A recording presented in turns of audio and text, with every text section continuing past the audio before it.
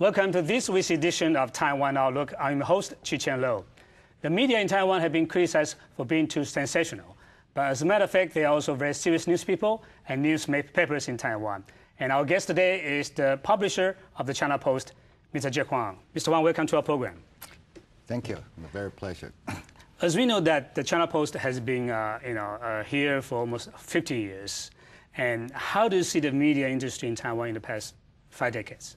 Yes, I've been in the newspaper business for over 30 years. That's right. And I've witnessed the time that when two major newspapers dominated the morning daily market, and 3 evening newspapers running for the evening market, and 3 national television networks controls all the broadcast TV markets.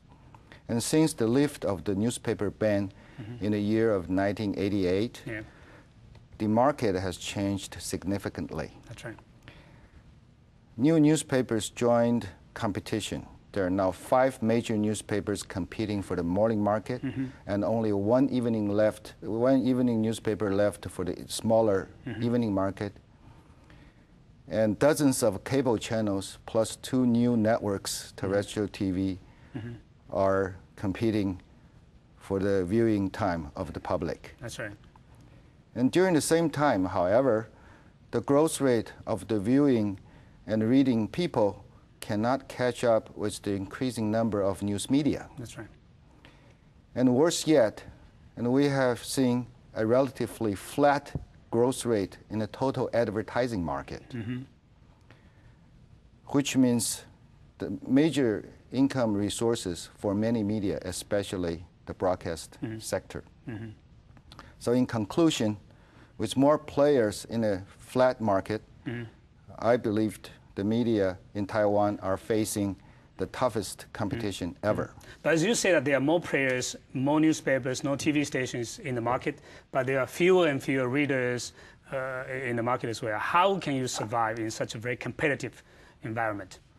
Well, that's, this competition is also worsened by the join of the electronic media over the internet. That's right. And the content digitization has changed the way traditional print and broadcast media operate.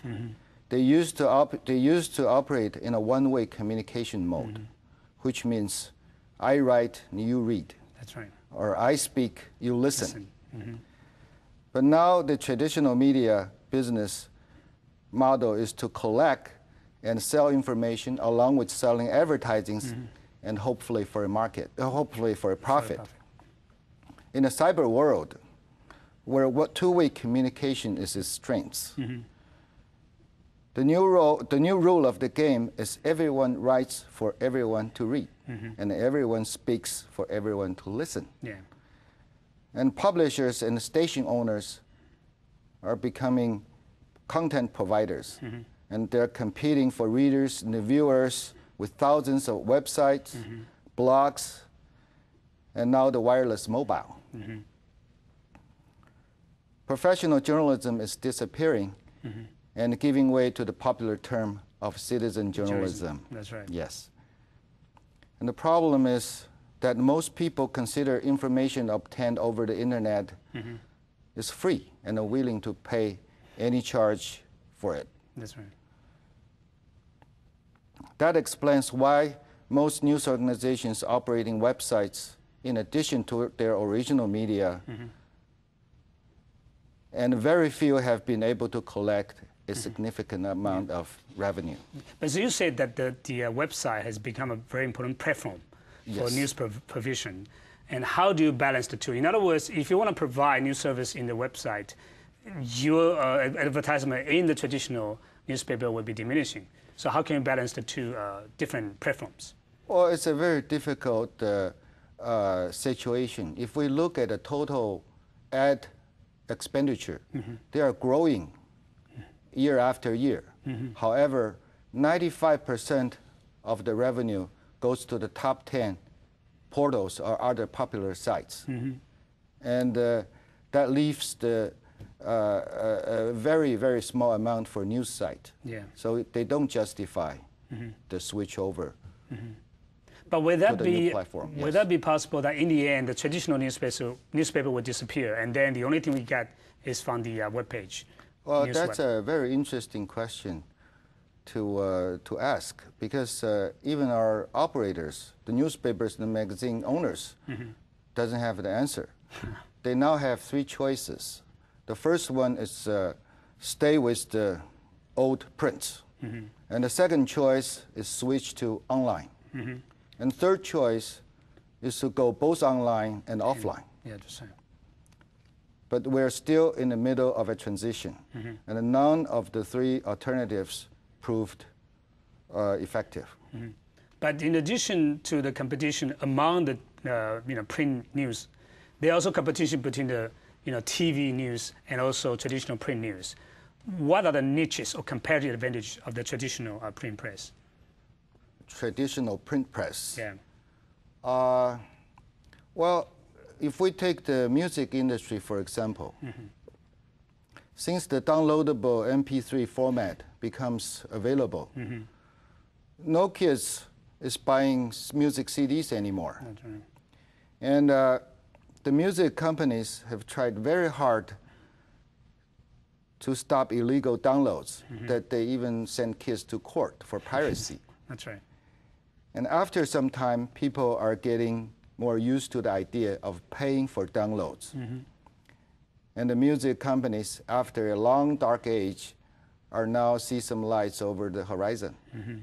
And unfortunately, the publishing industry is far behind the music industry in finding new business models to survive the cyber world. And back to your question, the news content would probably the same. The print media used to a deadline every day or every week for news magazines. Yeah. But now they have changed their mindset to deadline every minute. That's okay. But still the problem is the business model is not yet established, and no money is generated from selling news over the internet. That's caused the major problems for the print industry. Yeah, but as we know that the most updated information is usually provided by the internet, by the web page. So in terms of timing, in terms of the speed of providing news, do you think the so-called traditional print industry has that kind of disadvantage? Well, the traditional print have the advantage of running longer articles. The analysis type of articles. That's right. And the real-time media, web page included, are more suitable for real-time reporting with the least amount of explanation and background. So each, I think, can cooperate pretty well in offering the public a complete information format. Yeah. But you mentioned earlier there are also competitions from the so-called citizen journalism. In comparison with the so-called professional journalism, what do you think the relationship between the two? Are they competition or some sort of cooperation is possible? Well, that's a very deep question, because it involves also the ethic problems. Yeah, that's right. You have mentioned earlier the sensationalism or the unverified reports, even sometimes the advertorials, the mix of advertising with contents, that's right. so forth. Back in the journalism school in the 70s, I remember taking a lot of courses in ethics, in responsibilities, legal and societies, and the likes. And we were taught to be that objective, balanced, and unbiased reporting are the fundamentals of the journalism profession. That's right. Now, all media should make a clear distinction between facts and opinion, between news and views, and let alone mixing commercial messages with news contents. And we're taught to believe that the mass media is the fourth pillar of a democratic government. And the watchdog of the people, and we're so proud to be a member of the mass media. And now it's in the cyber media age, if every citizen become a journalist, then who would be responsible for the content we read every day? Now, how can we be sure that the articles we read are true, balanced, and biased, so that we can rely them on to make our decisions? And are all the traditional news organizations going to die or lose the market because they lose their support from their readers and advertisers because of the invasion of the new media? Or the professional journalists become extinct species? These are all the questions that are so hard to answer right now, and which I don't have all the answers to these questions, and trying to make a meaningful prediction is even too fluid a situation to do that. Yeah, but as you say, that the professionalism and also the reputation, credibility is very important for media to survive. But unfortunately, the media in Taiwan seems to be losing the credibility and also the professionalism in some way. How do you see that kind of perception that people have in Taiwan? That's very unfortunate, and I'm very unwilling to see that happen, being a member in the mass media. But that's true. It's happening right now. And in our newspaper, the founders of the China Post once said, they don't let anything appear in the China Post that ruin the appetite of our readers for their breakfast. That's the matter of taste. That's right. And let alone sensationalism, bloody pictures, bloody stories, or sometimes even fake stories, to grab the public attention to the news. It's unfortunate, and we don't approve of it, but it's happening in Taiwan right now, and we would like to see some improvement. We understand the competition is very, very tough. That may be one of the costs of those situations happen, but that's unfortunate, and that's true. And we hate to see that the journalism code of ethics drifting away with the cultural competition, which is happening now in Taiwan media. It appears to me that the market has become the driving force for the deteriorating situation of the media industry in Taiwan, but it's a dilemma for any people from the media to balance the so-called profits and professionalism. Do you find it very difficult for you to do the balance between the two? Profit and sensationalism, that's a better situation. Well, in certain cases, I would use survival and sensationalism. Okay. We've seen a lot of media, print or broadcast is not in the blue area on their annual balance sheet. So the situation is deteriorating. What you said is true.